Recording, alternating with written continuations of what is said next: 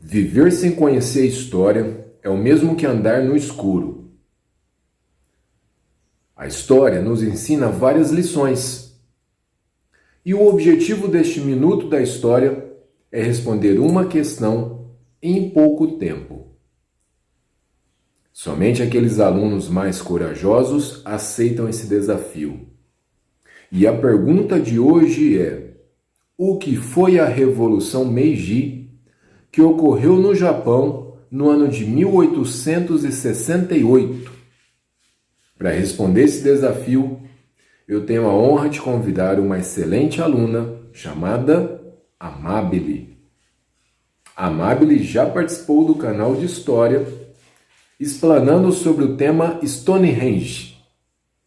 É com você, Amabile. Para entender o que foi a Revolução Meiji, é necessário voltar para a época que o Japão ainda estava sendo subordinado a um regime chamado shogunato. Esse regime era parecido com o feudalismo e a sua autoridade suprema era o shogun. O imperador, que era a autoridade anterior ao shogun, foi afastado e ficou quase sem nenhum poder, tendo sempre que se subordinar ao próprio shogun. O principal shogunato foi o da dinastia de Tokugawa, que durou de 1603 até 1868. Esse período também ficou conhecido como período de Edo, por causa da cidade de Edo, que é a atual Tóquio, que era considerada a capital do shogunato. Esse período também foi caracterizado por uma ditadura militar feudal, que consistia num isolamento cultural e político extremo, ou seja, nenhum estrangeiro podia entrar no país e nenhum japonês poderia sair do país.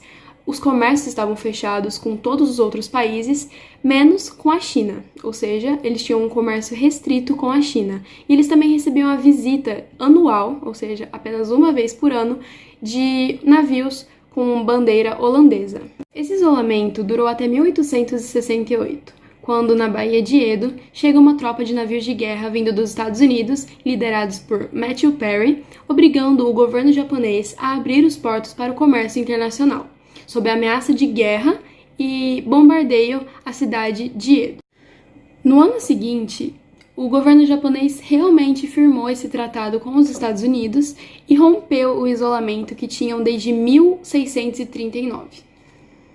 Quando o isolamento foi quebrado e o Japão começou a ter contato direto com outros países, eles perceberam que eles estavam extremamente atrasados em relação principalmente à força militar.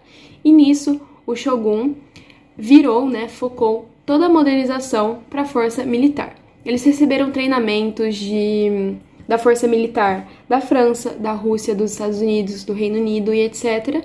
E o Shogun acabou se tornando o ícone ou a maior força militar do país. A modernização do país tinha como consequência quebrar com o tradicionalismo e conservadorismo do shogunato. E com esse objetivo em comum, clãs de militares e comandantes deram apoio ao recém-nomeado imperador Mutsuhito, que tinha apenas 15 anos de idade na época. Além do apoio de até mesmo samurais, grandes famílias urbanas, eles conseguiram juntos derrubar o shogunato.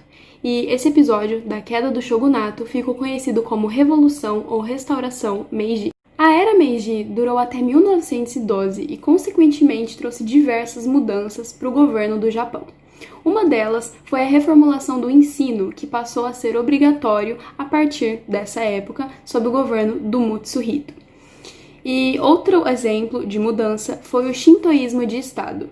O Shintoísmo era a religião tradicional do Japão e trata-se, o Shintoísmo de Estado, trata-se na transformação do líder, do imperador, em uma figura religiosa, ou seja, eles o tratavam, o saudavam como se fosse um ícone religioso. Outro fato é a modernização econômica, que se trata basicamente em passar do sistema econômico antigo, que era o feudalismo japonês, que eles estavam submetidos na época do shogunato, passar para o capitalismo, que era o sistema econômico que estava em ascensão, em expansão na época. Outro fato foi claramente o desenvolvimento de um nacionalismo extremo e de imperialismo, ou seja, o Japão queria conquistar muitos territórios, queria expandir os seus próprios territórios. conquistando outros.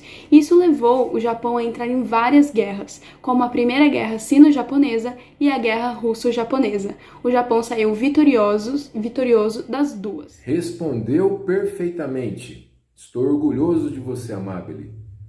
E eu entendi muito bem que a Revolução Meiji pôs fim ao shogunato, destruiu o poder do shogun, centralizando o poder nas mãos do imperador Mutsuhito, que postumamente será conhecido como Imperador Meiji.